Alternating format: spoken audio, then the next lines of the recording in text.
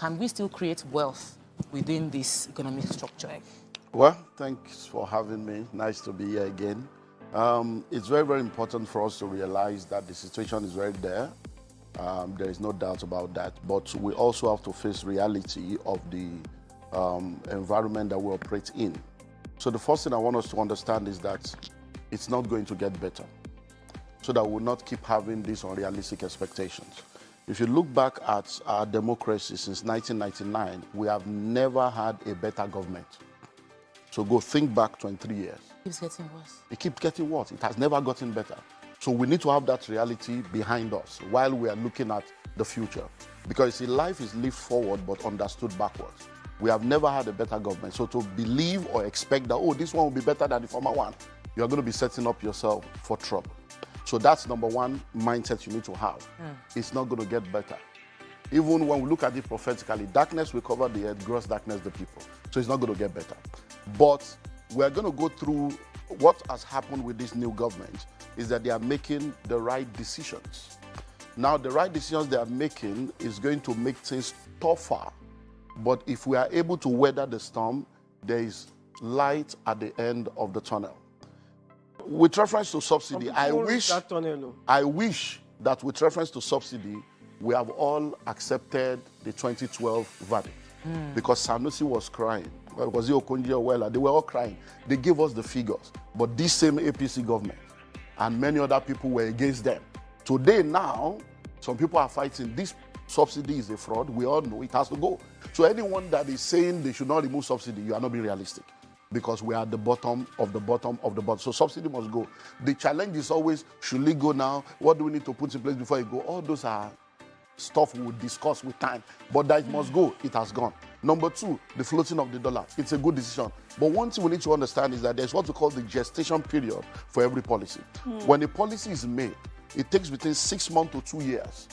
All other factors being considered before the benefit of that policy begins to come. So all these ones we think things are tough. It's not tough.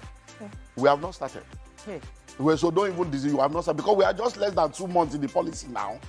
So it is when the policy goes through its gestation period. So for the fuel subsidy, for instance, it's going to go higher and higher. Then when all the fuel that people that have given licenses have come in, then it can begin to go down. But don't forget that we don't have any refinery. We have not been able to have one refinery in almost 40 years. Yet an individual did one in less than 4 years. Another one is doing one now that will be ready in another 4 years. It shows that we are not ready. So for you to be expecting that government will do something for you, you are fooling yourself. The government is not there to help you, so you have to think of how to help yourself, which is where survival strategy now comes in. So my own advice for individuals is to understand that the principles that makes for surviving and thriving in any economy has never changed. There's nothing you're going through today that people have never gone through before. They survived it. If we survive lockdown, we'll survive this one. We just need to face reality. And the reality is twofold. Increase your income or reduce your expenditure. But many times people always think of increasing income alone.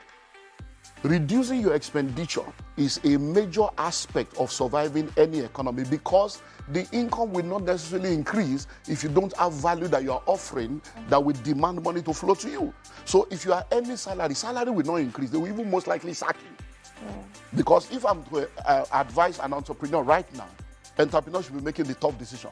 Tough decisions include letting go of people that you can survive without. Letting go of people so that you can be able to have a lean operation and then be able to survive as a business. So that means you that think that things are tough, that the salary is small, you most likely even lose that small salary because entrepreneurs will have to make the tough decision. So number one is reducing your expenditure. And I want to deal with the major aspect of life. And please listen to me objectively if you want solution.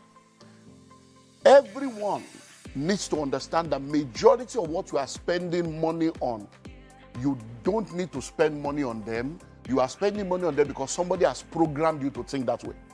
And until we go back and face reality, we're going to remain. So let's go to the major things. Food, clothing, shelter, academics. Those are the things that take money. So let's break it down. Number one, food. You say 3 square meters. Is 3 a square or a triangle? Who told you you must eat 3 times a day? That's part of the setup. So we have all been breakfast, lunch, and dinner. Where? Who told you that? Who defined it such? So even when you are not hungry, you are asking for food. You ask yourself, hey, where's my lunch? Are you hungry? Hey, but I've not eaten lunch. Must you eat lunch? So everybody must go sit down as a family and say, okay, in this family, from today, 011, 101, 001, whatever, you must reduce your food. Because you eat to live, you don't live to eat.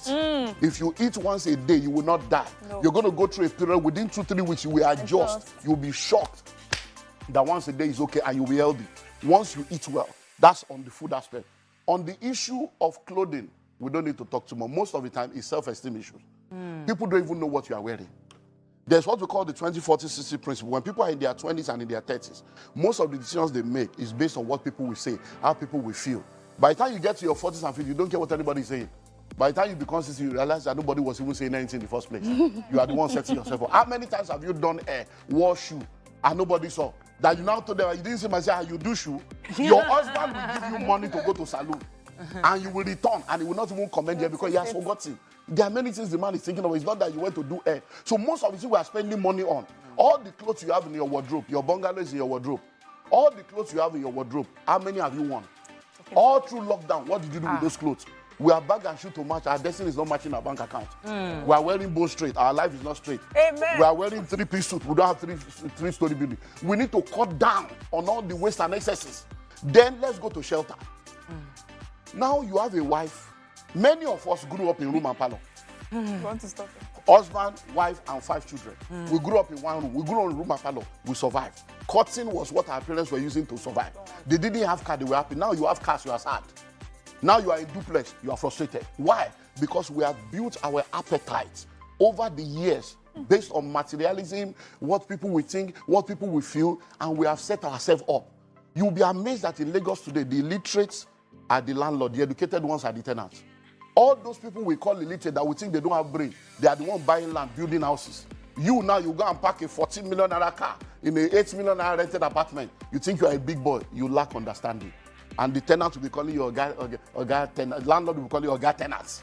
So we need to cut down on houses. Any room you don't need is not your own. Abroad, they do fostering, they rent out room. It's time for us to begin to think, okay, this one now, do I need to move to Ibadan? Do I need to move to Ogun State? Do I need to move to a cheaper place to save my destiny and save my family? Because it's not going to get better. Do I need to move from 3-bedroom to 2 or from a duplex to a flat? Do we need to cut? That is what needs to happen. Then let's go to education.